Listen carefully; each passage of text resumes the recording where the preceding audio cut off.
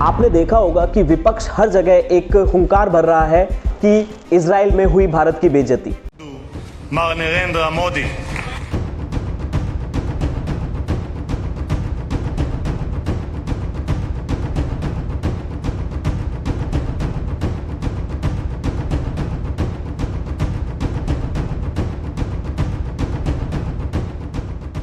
मैं आपको बहुत छोटे से नोट में आपको बताता हूं कि जब इजराइल हमारे देश के प्रधानमंत्री नरेंद्र मोदी पहुंचते हैं तो वहां के प्रेसिडेंट और उनकी वाइफ उनका एयरपोर्ट पे स्वागत करने के लिए खुद आते हैं। यह हमारे लिए एक फख्र की बात है।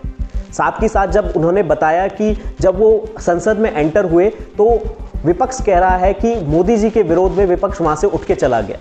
पर असलियत कुछ और है। इजराइल की संसद में एक प्रोटोकॉल होता है कि वहां के चीफ जस्टिस को ऐसे इवेंट पे इन्वाइट किया जाता है, बट इस टाइम पर उनकी संसद ने उनको इनवाइट नहीं किया। तो जो वहां इजराइल के संसद का अपोजिशन था वो केवल इसी चीज के लिए नाराज था कि वहां के चीफ जस्टिस को बुलाया नहीं गया,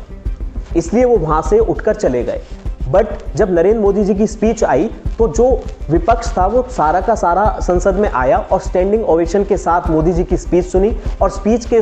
बाद जो वहाँ के विपक्ष के नेता हैं लैटिन, उन्होंने नरेंद्र मोदी जी के साथ हाथ भी मिलाया और उनसे कहा कि आपका